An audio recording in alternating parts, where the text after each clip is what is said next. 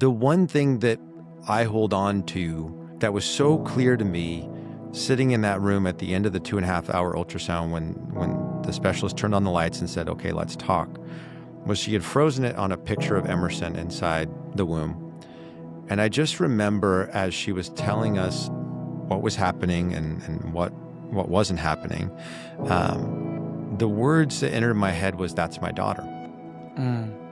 And every parent can relate to like the moment where their child becomes real to them. Some people, it's you hear the heartbeat for the first time, you hear them cry, whatever it might be. But for me, it was looking at Emmy up there, because I think we all, as parents, start, whether consciously or subconsciously, we start writing a story as to what we think our child's life is going to be. Yeah. And that wasn't Emerson's story, the one that I'd been writing in my head. But that day, her story started to be written.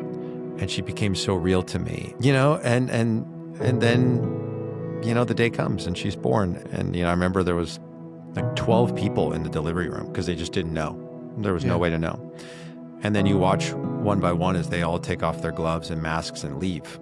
And then eventually the nurse hands you your daughter and you're like, God, man, and everything is okay. And it's like, all of a sudden, this is it. Like, this is what your story is going to be. And like, we got this, And I think that's the approach every single day with her, is that like, there are going to be things that are going to be hard, but that doesn't mean that they're impossible.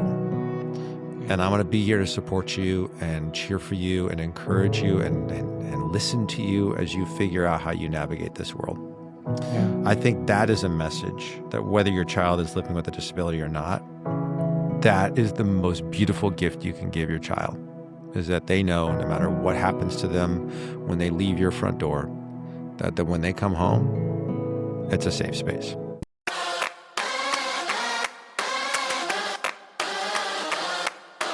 Welcome to the Dad Nation podcast, the place where high-performing men are empowered to reclaim their home, their health, and their happiness while enhancing their career success. You see, in a world full of noise, burnout, and mediocrity, we believe what's missing is courageous and compassionate leadership in the home, because when the dad gets better, the whole family wins. You see, this isn't just a podcast. It's a movement for men who refuse to settle for less in their families, in their focus, and their future. We are curse breakers and we are legacy makers. I am your host, Mitchell Osmond, and I'm honored that you've chosen to invest your most valuable asset, which is your time, with me today. Now let's get into it. All right. Welcome to the Dad Nation podcast, brother. I'm glad you are here today. And you know what? Before we get into this interview, I want to just right off the jump, I want to say that this is quite possibly one of my favorite interviews I've ever done on the show to date. Why? It was powerful. We laughed, we cried. It was incredible. And you're going to know exactly what I'm talking about. But before we jump into it, there's 2 episodes. All right, this is part 1. And next week, we're going to have part 2. Okay? I want you to tune into part 2. And I want you to think about, in this moment, if you have a child with disabilities, if you know someone in your life with a child that has disabilities, they need to hear these 2 episodes, okay? I want to introduce today's guest to you. His name is Danny Jordan, and he is an award-winning author. He's a TV producer and a motivational speaker. You see, when Danny's daughter was born, she was born with an upper limb difference in 2018. He became an advocate for inclusion and accurate representation of disability in the media. Danny wrote a book called Ray's First Day, and this is the first story in the book series, The Capables. And this series received the Kirkus Star, the IBPA Benjamin Franklin Award, and was named one of the best books in 2021 by Kirkus Reviews magazine. And he has since gone on to publish the second book in the Capables series, which is called Lex Leads the Way. And what's even cooler about this is this journey actually inspired the founding of the Capable Foundation, which is a nonprofit dedicated to celebrating difference and promoting inclusion. Now, get this, outside of his literary adventures, Danny actually has produced and directed over 250 hours of primetime major network and cable television programming for shows such as The Biggest Loser, Extreme Makeover Home Edition, Master Chef, The Storage Wars, and more. All right. This guy knows the biz. He knows storytelling. He knows the industry. It's awesome. And here's another thing about him that you may not know. He also co-hosts the #1 Christmas podcast in the world called The Christmas Countdown. So without further ado, let's jump to this conversation I had with Danny Jordan. All right, Danny, welcome to the Dad Nation podcast, my friend. I am so glad that you're here today to have this conversation. Me as well, Mitchell. I appreciate you reaching out and inviting me to hang out with you and the rest of the Dad Nation. Love my fellow bros out there. So excited to dig into all things parenting and dad life. And as I mentioned to you before we jumped on, I was like, I'm in the thick of it with some dad stuff here today. So I feel like I'm primed to really have some dad conversation. All right. And hey, you know what? If tears are a result of that, tears are welcome, dude. It's all good. You don't have to tempt me with that. I am an emotional person. I host a Christmas podcast, and I'm sort of known for being the guy who cries frequently on the show. I think it's important to embrace what you're feeling, no matter what it is. I think feelings are what let us know we're alive and that we're human. Yeah, man. I've had many a guy shed a tear on this show, and they've been like, "Oh, can you edit that out, man?" I'm like, it's fine, man. Nah, keep it all in, man. Let it flow, fellas. Let it flow. Oh, dude. Speaking of that, I was talking to a few guys the other day. I'm like, man, I've been a wreck since becoming a dad. Like, I cry so much more than I ever did. It's not, and over the silliest things. So. But it's beautiful, right? Like, I think they say this, and it sounds so cliche, but I think kids unlock this part of your being that you do not know otherwise, and the tears, like you said, they come for reasons that you can't predict, that you don't expect. And I came to this realization a long time ago about emotions, and I'm sure a lot of fellas can relate to this, is that I think sometimes in life we're like, oh, I'm just going to shut off all the bad feelings, the things that upset me, the things that make me anxious, angry, whatever it might be. And I don't think our spirits work like that. I think if you shut off emotion, you're shutting off all emotion, be it good, be it bad. So I think you gotta embrace it. This quote hit me this morning, actually, which I posted on my socials, which was to stop chasing and start embracing. And I think that's just so vital for all of us in all aspects of life. So good, man. So good. Well, let's jump into it, bro. So I know we don't have a lot of time. I might just have to get you back for a round 2 if you're willing to. Always, yeah. I've had some repeat guests. When it's real good, and if it's real good, we'll get to a trilogy. It's just great. Oh, wow. Trilogy. I'm like, what would that be? Well, Indiana Jones is past trilogy status at this point. I feel like all the great trilogies now have like 4, 5, or 6 movies, and they're just milking them for all they're worth. Star Wars, 100%. Indiana Jones, Toy Story. They're just like, let's just make 12 of them. Who cares? Why not? Right? Why not? Keep the money flowing. Original stories? Nah, let's just keep telling the same ones over and over again. Well, listen, man, before we talk about fatherhood, advocacy, the capables, which I'd love to talk a little bit about, let's go backward for a little bit, man. Go back in time. Talk to us a little bit, because when we talked on the phone, you talked to me a little bit about your childhood and the challenges you faced and how that really impacted you as you became a father. So what was your childhood like growing up? Yeah, I think my story is similar, unfortunately, to a lot of people's stories, of probably the last 40 years. I grew up, I don't want to call it a broken home because that just sounds so extreme. But, my parents separated when I was about 3 years old. And, my mom remarried, my dad remarried. And so my childhood was filled with a lot of inconsistency. I would describe it to be that way. It's like, I'm at this person's house this weekend. Oh, dad doesn't want to drive over the hill because he thinks his car is going to break down. And so like your life just feels very unstable in a lot of respects. And I think when you're a kid, you don't know life any other way. So you just kind of take it as it's coming, and you don't really sit and process, or at least for my generation, there was no kids going to therapy talking about their emotions. You're just kind of thrust into this situation, and you feel like, I think I felt as I got older, like almost like I was a burden, right? That,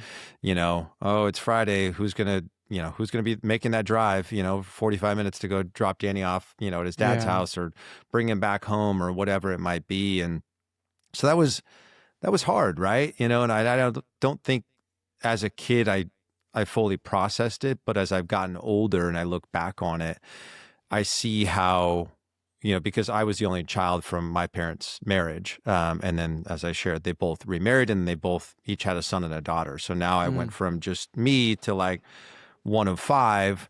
But then you have two siblings who are spending all the time together. And then you have two other siblings who are spending all the time together and are closer in age. And then I'm the older sibling who's close with them, but like not on that same level, right? Like I think there is something to be said for sharing all those genes and spending a lot of time with each other, navigating difficulty. And so my childhood, I think in a lot of respects felt very transient. And I think at a very young age, I felt like I needed to take control of my life and be the one to dictate where I was going to go and who my friends were going to be and the things that I was going to participate in. And, as I got older, it did manifest, I would say, in like unhealthy habits, in terms of like, as I shared earlier, always chasing something, and always trying to get away from where I'm at. So it was hard, and my dad and I didn't have a great relationship growing up, and it's still incredibly strained to this day. My dad's in entertainment, he's a singer, and so he was always traveling, and it always felt like his career was much more important than I ever was to him. Yeah. And that can mess with your mind a lot as a human being. And then as you get older, it's like you're always chasing that recognition, right? That somebody's going to notice you, that somebody's going to care, that you're going to be, that who you are is enough for somebody. And, even though I have an amazing mother and an incredible stepdad who is my father, you can't escape this desire that you had for so many years to be recognized by the person that you idolized. Yeah. And it's taken, I'm still working on it. How do I deal with that in real life? It's hard. It's real hard. Yeah. And I think that's probably, I don't know if I want to use the word secret sauce. It's not quite right, but it's a secret sauce to I think a lot of high performers is because we grew up in a home where we had to perform for love. We felt like we did. And so we grew up and now we just got this chip. Like we're just like, we got to perform to be liked. We got to perform to get attention. We got to perform to be loved. And so we find ourselves in these situations where it's like, I'm going to work and work and work because I want to be noticed. Well, that's my story. Yeah. And so many men that I know, it's like you grew up in a performance-based home. And it's like you just like it for me, it manifested as like workaholism, right? Mm-hmm. And it's powerful, man. It's crazy. Yeah. Well, then also like you then perform, but in a lot of instances with my birth father, like the performing wasn't enough. It was he was always critiquing me. And that can be really difficult, right? That you're like, okay, so you're a performer and I need to become performative to get your attention. But then when I'm performing, or even when I started succeeding, as I got older, there still wasn't that recognition. It almost felt like he was upset at me. Yeah. That now I was succeeding, right? Like, my dad, had some success in entertainment and, recorded with some really great artists and, worked for some big companies and toured the world and won, many awards. But like it never became his like full-time thing. He still had to have a side job. And so I think when I got into television and entertainment and started having success and moving my way up the ladder, I always got this sense from him, and it could have been self-imposed, like in hindsight, but it always felt like he was jealous of me and the success that I was having. And all I wanted was somebody to just cheer for me. Yeah. That's all I wanted, And I think that's a key distinction, and I think a key point that so many men don't realize is in situations like yours and myself and others. We grow up exactly what you said, craving the attention, the affection, the approval of the fathers. What happens is quite the opposite. The father, if you do achieve success, the fathers, not always, but sometimes, can become jealous, can become resentful. Dare I say, even insecure around you because you are now so successful, and especially when you become a father, because then they see your just the presence of you being such a great father is a reminder of what he wasn't. Right. And it's like we're so buried in this idea that we're still looking for that affection and acknowledgement that we don't even understand that's probably what's going on for so many men. When I became a father, I was like, oh, I see it now. I get it. Right. So that's one of the greatest gifts of being a dad that I found. If you're willing to do the work and really look back at your life and the people who raised you, is you start to understand who they are and why they did what they did. I don't agree with the decisions that my dad made. I don't agree with the things that he said or didn't say to me, but I understand why he did what he did. Yeah. Because most likely, and this was a big sort of reckoning that I had to come to terms with because I idolized my grandfather, was like, well, he may not have had a great father figure in his life. Exactly. And this likely set the foundation for who he became because he was nurtured to be this. And so, yes, he is still responsible for every decision that he's made in his life, and everybody is, right? I start to understand why those decisions were made, and that heals me because I'm like, well, it wasn't ever about me, ever. Like, it wasn't that I wasn't enough or I wasn't talented or I wasn't lovable or whatever the narrative is that you runs around in your head, not just with your father, but then every other buddy that you make or person you date or boss you work for or whatever it is. It was never that I wasn't enough for him. It was that he wasn't happy with who he was, or maybe he didn't have the proper relationship with his dad that manifests. Because my dad used to get so upset when I was a kid and I would spend so much time with my grandfather. Like, he was always so angry. Or if my grandfather bought me something, he'd be like, well, I'm just sad because he gets you the things that I can't get you. Yeah. Meanwhile, he's buying all those things for my stepsister. You know what I mean? Or half sister. And so you're like, well, which one is it, right? And then as I got older, I'm like, oh, he just wanted to be with his dad. And he was jealous that his dad was spending more time with me than he was with him. Wow. And it's like this really wild epiphany, right? And you really start to look at yourself through a new lens. And it can be very empowering in a lot of ways, to really step into who you are and not, you have the control. I've learned as I've gotten older, I can't control what was done or what was said to me or what wasn't said to me. But I have the control now to choose whether or not I let those things continue to impact me. Yes. Yeah. And everybody has that power. It's not easy to take that power back, but you have the ability to do so. They're not dictating your life anymore. And I said this recently, again, on social. I was like, don't let the echoes of yesterday write the stories of today. Yeah. Like, you got to let that stuff go, and don't, if it upsets you, then why are you letting it continue to have agency over your life, Yeah, well, we let, there is a narrative, there's a story being written, and that pen was held by someone else, and they were writing that narrative. And what happens is, if we don't take the pen back, it just keeps writing, and we just live in that. It's like we feel like we're stuck in that narrative, and it's like, no, you can take the pen back and rewrite, what that past meant to you. You can, rewrite your future. I mean, right. I think that's powerful when you have that awareness and actually start making decisions to do it. As I'll usually say, your wiring may explain you, but it doesn't excuse you. And in this context of like being, for example, if a guy is just angry, or frustrated, or he's like, maybe like you said, came from a broken home or whatever, and it's just like they just keep carrying this. Was this just who I am? This is how I was raised. This is how I'm wired. It's like, no, yeah, that might explain you, but you don't have an excuse. We live in 2026. There's tools, there's resources, there's communities. You know what I mean? Like, you can be better for your family. You need to be better for your family, for your children, because you are their blueprint, right? Which brings me to my next question for you, man, is, yeah, you went through a lot of stuff. You saw, and you've seen a lot of success. Obviously, as we've heard as I've introduced you. How did that show up? Like, and I want to talk to you. I want to ask you some questions about your unique experience with a child with disabilities. But how did that affect you as you became a parent? The way when you looked at your children, we talked a little bit about this on the phone call. Yeah, bro, I was like choking back tears because it was just what you were saying that day was like you were speaking to right where I was at in that moment. I was like, wow. So tell me a little bit more. How has that impacted you in your fatherhood? Yeah, it was something. Everything about fatherhood, nothing in life can prepare you for. I have a lot of friends, family members who are about to become dads, and they're like, well, what's your tips? And I'm like, dude. My tips are not going to work for you because every child is different. Every circumstance is different. There is no blueprint for how to raise a child.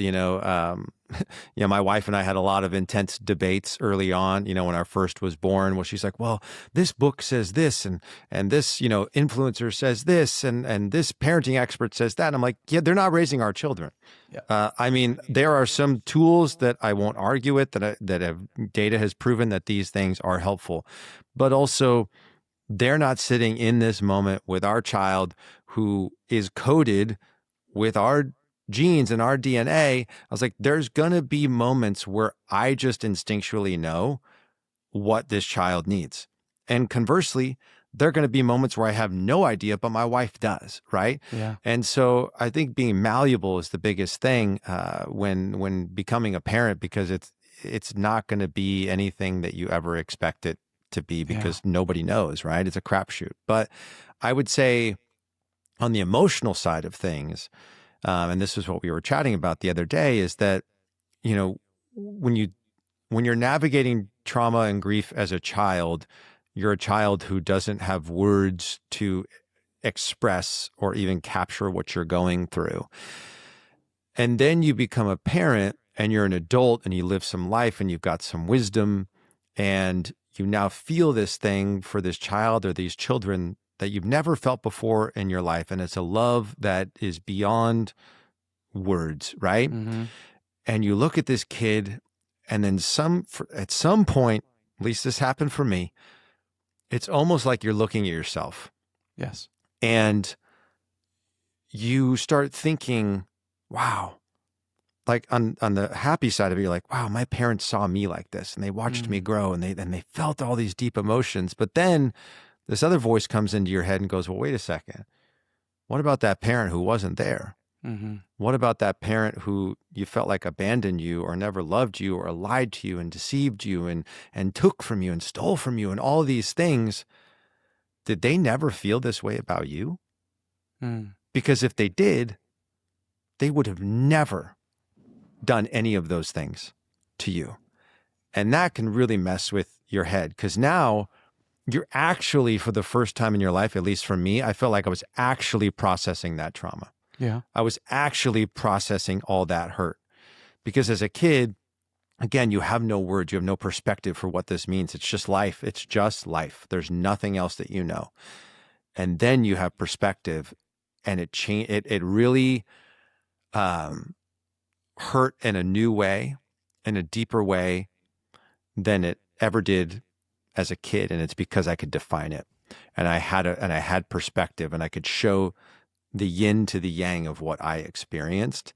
And it really angered me in a lot of ways. And then, like, you know, my dad started to do some of the stuff that he had sort of done with me, with my daughter when she was really young, like her first birthday.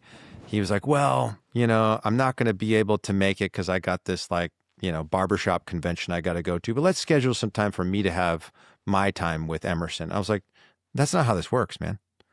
I said, this is your first grandchild's first birthday, and you're going to do the same. I said, I will not allow you to do to her what you did to me. I said, if you're there, great. If you're not, then you're not going to have access to my child.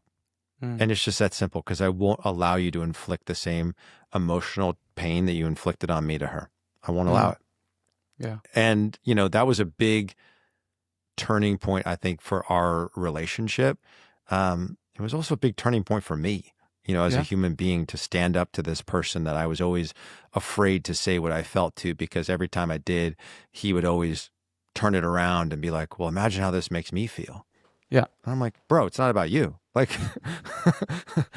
this is You're a grown man. Yeah. Like, come on. Like, this is about your son who's trying to express something to you. And now you're trying to make it about you. And so, it was really hard. And, you know, it still is to an extent, right? Because, and I don't know if you navigate this, Mitchell, or anyone who's listening out there, but like, we live in this time where there's all this great data that's available to us on what's good for children. And we logically, we go, yes, that is great. I want to do that. But you have no point of reference for that in your life. Yeah. Because the exact opposite was done to you. So when you get into those situations, the nurtured part of you is telling you to do the exact opposite. So you're having to behave differently than the way you were coded to behave, but yet you have no example of what that looks like. Yes. And it can be so incredibly confusing as a parent, but we have to do it, because if we don't, then we're just going to continue to perpetuate all these massive issues that traumatizes children for the rest of their lives. Mm-hmm. So you track your numbers in business, your revenue, your performance, KPIs, and you know exactly where you stand. But let me ask you this. Do you know the score in your marriage, or are you just hoping it's fine? Because you know what? Most men have no idea. They don't check until something breaks, until the distance is obvious, until the tension turns into silence, until the word separation enters the conversation. And by then, they're playing catch up. And that's exactly why I built the High Performance Husband Audit. It's a free 2-minute diagnostic designed specifically for driven men like you to give you a clear, honest read on where your marriage actually stands. No fluff, no therapy talk, just 10 strategic multiple choice questions, a clear category, and a proven system to help you fix what's off before it becomes something bigger. Because if you're disciplined enough to track your business, you should be disciplined enough to lead your home. So go to the link in the show notes and take the High Performance Husband Audit today. Get your score, get your plan, and start leading where it matters most. All right, let's get back to the episode.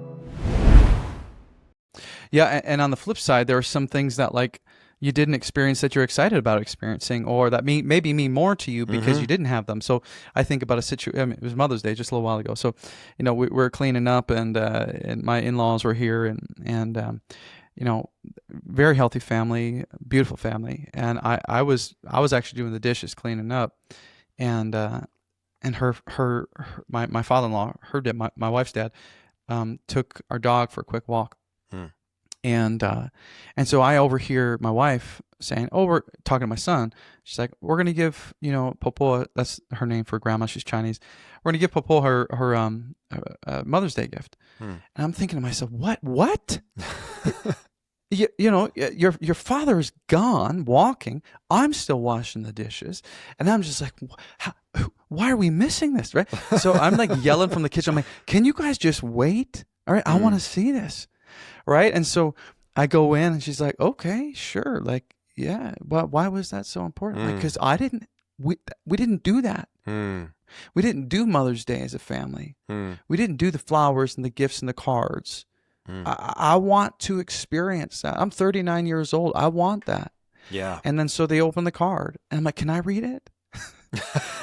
and my wife's like, "What? Why do you want to?" I'm like, I'm so hungry for these rhythms and these traditions that I didn't have, right? And it's right. That's such a great point. Yeah, I haven't thought about that. Like I have a similar feeling about like missing out on things, you know, especially when it comes to family, and that really manifested in a big way when our first was born, and I started to look at the currency of time through a totally different lens. And you know, your entire life up until you have a child, whether you realize it or not, is all about you. Yeah. You know, it's Christmas is about you, birthdays are about you, vacations are about you, sports, school, everything's about you. And then like your child comes and everything flips and you're like, well, everything's about them. And so you start straddling this line between like, I know it's healthy for me to still have relationships with my friends and to go out, you know, to dinner or go play golf on a Saturday or whatever it is. But then you're like, well, I'm trading. That's a barter. That's 6 hours of time with my daughter that I can't get back. And is it worth it for me to trade all of those things? Yeah. And I have this huge FOMO, you know, in my life, like you're sharing about, like whenever anything big happens with my kids or even little things, you know, like I will schedule my life probably to the point of stress just to make sure I'm there. And I'm sure it's rooted in what I was sharing earlier about my life feeling so transient. Yeah. When I was younger, you know, it's like I went to kindergarten and first grade in one town with a certain group of kids. And then I got sent to my dad's for second grade. Then I went back to third grade. Then my family moved to a new town for fourth, fifth, and sixth grade. Like, so I was always meeting new people and being thrust into new situations. And so I'm sure, as you're sharing, there is that hunger for like just some sort of predictability, some sort of consistency, something that I can like let some roots sink down in my life and feel comfortable here and not have to feel like I'm running after God knows what all the time. Yeah, 100%. And that's the entire reason why I launched the podcast, why I built this coaching business, this practice. The entire reason I became an entrepreneur was because I don't want to miss my son's games. I don't want to miss his concerts. I don't want to miss anything. Yeah. Because that's all I wanted growing up, right? And so, it's and the time thing is crazy. Dude, one sentence just shook me when I heard it when my son was like 1. They said, one of my buddies was like, "Yep, you got 8 tooth fairy visits, 10 tooth fairy visits, right?" And I'm like, holy cow. Right. Or 10 Santa visits. It's about it. Yeah. And I was like, holy cow. And then I became obsessed about time. Then I was reading some statistics and the listeners of the show would have heard me say this a lot. But like by the time your child is 12 years old, 75% of your time with them is effectively over, because once they move out, and they go on to college and build their own families, and the time drastically decreases. Once they turn 18, it's 90%. Wow. It's like, wow. By 12 years old, and I've got clients who been very successful entrepreneurs, and their kids are 12, and they're only now been like, oh, I gotta hang out with these kids. Yeah. And when I say, 75% of your time is gone, they're like, what? Right? So living with that awareness is crazy, and it's so important, especially as a father, and just understanding that. Like, I was reading the statistic a little while ago, which I shared on a couple podcasts ago, and I'm not sure when exactly this data was released, but the average man in the U.S., is a career-driven man, sole provider of the home, spends 0.86 hours per day with their children. 0.86, not even 1 hour. So how important is it that you show up present and invested and engaged with these kids? If in 2 weeks you get 14 hours, right? And in an entire month you get less than 30 hours, right? It's crazy. It's crazy, and it's also like, it's sad in a sense, right? Because I know I wrestle with this all the time. You hear data like that, and the reality is it's not always our fault. No. Like we live in a time and in a country where it's like there's just so much required of us as parents, right? And especially if you're an entrepreneur, because that those children, they didn't choose to enter this world, but they are dependent upon you to provide them stability. And for a lot of us, the stability we didn't have. And unfortunately, again, going back to that time thing, the barter that we make is we're like, well, I have to work. I have to be busy because it's my commitment to them to provide for them. Yeah. And so you get into this weird catch-22 sort of situation where you're like, I know that physically being with them, being emotionally and mentally present with them is the most valuable gift I can ever give to them. They're not going to ever say to me 20 years from now, God, Dad, I'm so glad that you worked so much. Yeah. They're going to say, Dad, why did you work so much? Yes. And that's hard, right? Because you're like, well, I have to, because everything's so darn expensive. And I want you to be able to go to camp. I want you to be able to do soccer, and I want you to just be able to eat food. You know what I mean? Like, and so it's hard, and there is no perfect answer for it. But I think the most important thing for all people, parents to know out there, and fathers, is like, we're all going through this, and you're not alone. Your story is yours, but also it's one that's shared by many, many people, and we're all trying to figure it out. And hopefully we'll collectively come together at some point and say, enough is enough.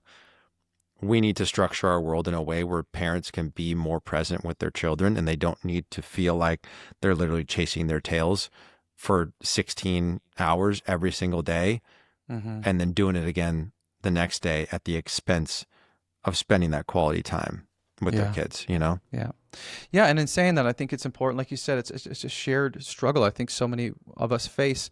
And it's important to have grace, for ourselves in that moment, And it's like, yeah, we all face that. We all know that tension. And so we don't always get it right. We won't always get it right. But the fact that we're even thinking about this, to you listening, the fact that you're even listening to this podcast, the Dad Nation podcast, it is a sign that you are trending in the correct direction. Right. That you're listening to this show, that you are probably more present than most fathers. And that's a gift that you will never regret giving. 100%. So in the moments where you are distracted, or you do have to work, or you do have to, whatever, step out for a moment, it's okay, right? Like your kids, they understand as long as you are doing your best with what you have.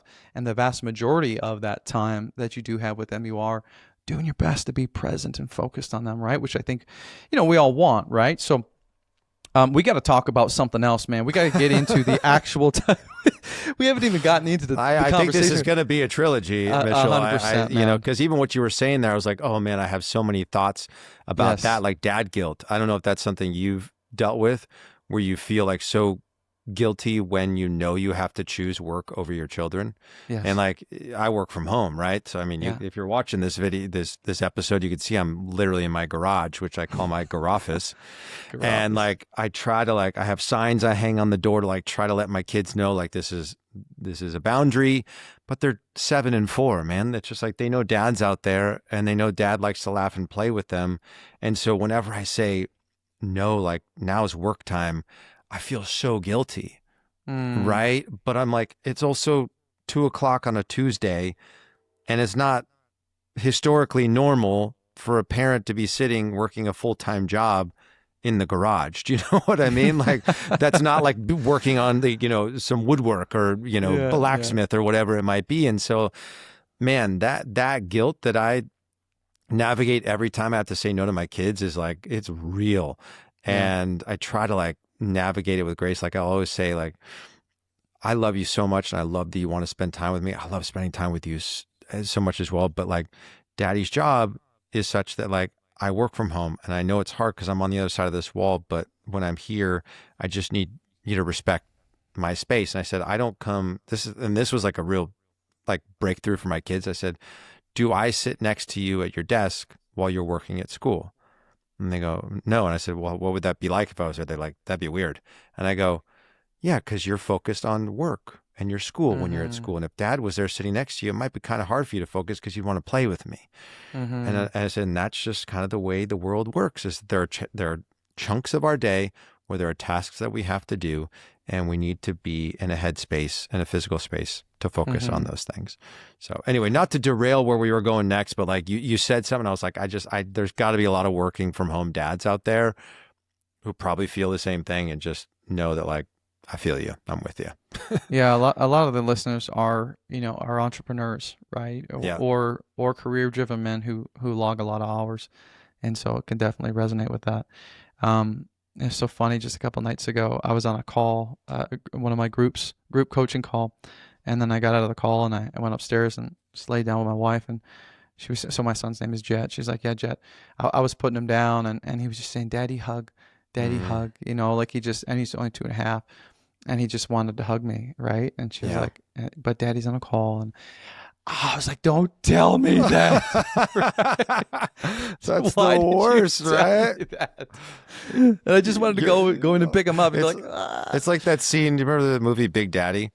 Yeah. With Adam Sandler, where they're saying things to the rollerbladers or whatever. People are going by in the park, and the guy screams at him, and he's like, "You're mad at your dad, man." It's like your kid 20 years from now, "Daddy hug, daddy hug." Yeah, right. That's what you start picturing in your mind, right? Yes. But it's one fleeting moment that they won't remember. Exactly. They'll know the intent, and that the key is showing up, right? Yeah. Yeah. Okay. I'm switching gears. All right. Okay. I won't derail us anymore. Me. Sorry, no Mitchell. more. It's all my fault. I'm going to call you Distraction Danny from now on. That's okay. Right? I live with ADHD, man. I am Distraction Danny. That is who I am.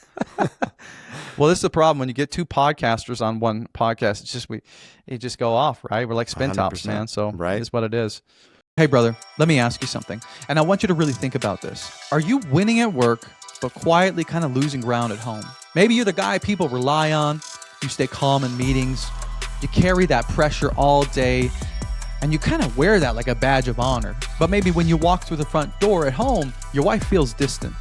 Conversations feel shorter. And instead of being excited to come home, maybe work feels easier. Nothing is broken, but something is slowly drifting. And if you're telling yourself right now, I'm going to fix this when things slow down, or I'm going to fix this when things get easier, if you're honest with yourself, you already know they won't slow down. They won't get easier. Well, the high-performance husband is for men who are done coasting. It's for men who want to win at home like they win at work. You see, this isn't therapy. It's not about fixing your wife. It's not for men who want quick hacks. It's for men who want to be calm under pressure, strong in their body, clear in their thinking, and to become the man that your wife and kids look up to with pride. So if you're listening to this and you know that what got you here won't get you where you want to go, I want you to go to dadnationco.com/accelerator or click the link in the show notes below, and then you can apply to join this accelerator and join myself and many other like-minded men who are leveling up in their home, in their health, and their happiness. They're winning all year long. It's a 12-month mentorship. It's going to change your life. All right, now let's jump back into the episode. Okay, I'm going to talk to you about, the diagnosis, with your daughter, and, like becoming a dad and going through that journey, after that diagnosis, the days, the weeks, the months leading up to that, and then after, like what was that like emotionally for you and your wife? Yeah, it was incredibly unexpected. The journey to becoming parents in general was just such a long journey for us. We tried for years unsuccessfully and then decided to do IVF. And, fortunately we were successful with that first round. We were also really raw, at that time, because earlier that year we had flown out to London for the birth of, our goddaughter. And unfortunately, 7 days after she was born, or 8 days after she was born, she passed away to an undiagnosed heart condition. And so when we were sent to see the perinatologist and they confirmed that Emerson was going to be born with an upper limb difference, and they started talking about how, there can be syndromatic issues that present as well. And a lot of times it's soft tissue, and that's just stuff they can't see on ultrasound, stuff like issues with the trachea and possibly holes in the heart. I was like, whoa, like we just experienced this with my niece, and now potentially could it be with my daughter? Is this like something we don't know is genetic within my family? And so it was so much to process at once. But the one thing that I hold on to that was so clear to me sitting in that room at the end of the 2.5-hour ultrasound when the specialist turned on the lights and said, okay, let's talk, was she had frozen it on a picture of Emerson inside the womb. And I just remember as she was telling us what was happening and what wasn't happening, the words that entered my head was, that's my daughter. And every parent can relate to like the moment where their child becomes real to them. Some people, it's you hear the heartbeat for the first time, it's you hear them cry, whatever it might be. First time changing a diaper, it's it's different for everybody. But for me, it was looking at Emmy up there, because I think we all as parents start, whether consciously or subconsciously, we start writing a story as to what we think our child's life is going to be. Yeah.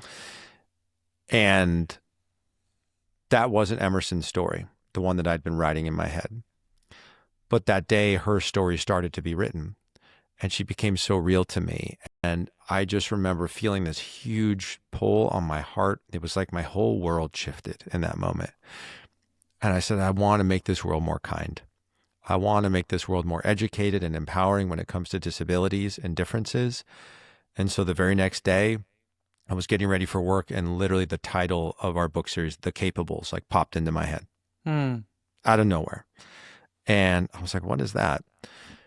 And I knew with every fiber of my being that was what I was being called to in the moment, to utilize my storytelling skills, to utilize my passion for making all people feel welcome, to hopefully make this world a better place. And it gave me somewhere to channel my energy, and to feel like I was actually being proactive and setting myself up to become the best dad I could be, and hopefully to make this world better for my daughter. Wow.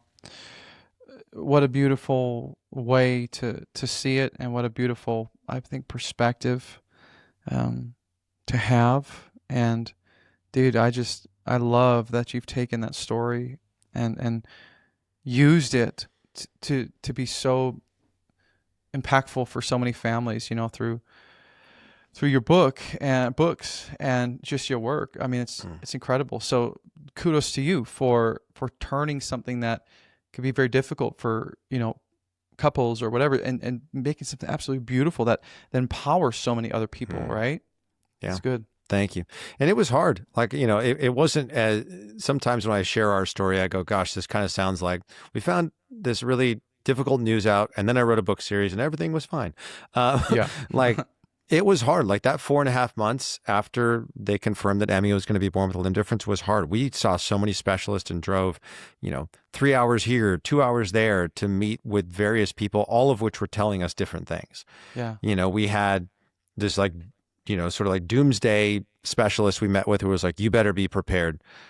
This is blank, X, Y, and Z is what she'd said to us. And it was so shocking because like it was so far off from everything else we had been told. I remember I asked her, I said, can I just stop you for a second? I said, are we talking about the same kid? I was like, did you look at the ultrasound? She goes, why would I? I already know what's going on here. And I was like, I just drove 3 hours out here to hopefully get some information so I can be prepared to be the best dad I can be and inform myself. And you didn't even take the time to look at the ultrasound imagery. Wow. And it was so upsetting. And then we were driving back home, and I remember saying to my wife, I was like, have all these other people just been lying to us and they didn't want to tell us the truth? And this person's finally telling us the truth? Or is like it, you get so much conflicting information, and it can be so frustrating, navigating the healthcare system, man. And then, the day comes and she's born, and feels like so much hangs in the balance in that moment. And, I remember there was like 12 people in the delivery room because they just didn't know. There was no way to know. And then you watch one by one as they all take off their gloves and masks and leave. And then eventually the nurse hands you your daughter, and you're like, God, man, and everything is okay. And it's like all of a sudden, not to diminish Emerson's disability, but it's like you're just prepared for all the things that could possibly be challenging for her to navigate in her life. And you're like, okay, this is it. Like this is what your story is going to be. And like, we got this, And I think that's the approach every single day with her, is that like, there are going to be things that are going to be hard, certainly. But that doesn't mean that they're impossible. And I'm going to be here to support you and cheer for you and encourage you and listen to you as you figure out how you navigate this world. Yeah. And I think that is a message that whether your child is living with a disability or not, that is the most beautiful gift you can give your child, is that they know no matter what happens to them when they leave your front door, that when they come home, it's a safe space. And that's so powerful, and I think what a beautiful message to send your children, and for them to grow up knowing. And I think what we'll do is we'll pause it there. But for you listening, next week, I hope there's going to be part 2 of this, because we didn't even get to like the advice side, the all, because we're very practical here on the show. But like, let's talk about, what do you do in this situation? If you've got, this child and you're frustrated and you're overwhelmed and you're feeling these pressures from culture and family and what, there's so much more to talk about, which we will in part 2. So if you're listening to this right now, thank you for tuning in. And I promise you, this next episode is going to be phenomenal. If you have children with disabilities, if you have friends in your life in that situation, please send them these episodes, because I promise you, Danny has such great advice to share, and he has built such a beautiful life and done such an incredible thing with the journey that he's been on. And so I don't want you to miss what he's going to share in part 2. So listen, Danny, thank you so much for being here, and we'll see you in a week.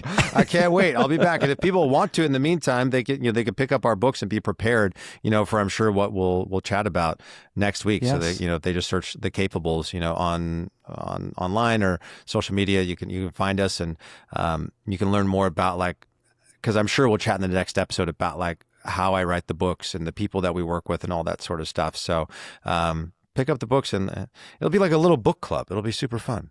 It'll be Mitch, Danny, and the book club. Okay. I like it. Yeah, I'm gonna put the link. I'm gonna put the link to the books. I'm gonna put the link to his social media, his website, all that stuff. So yes, check it out.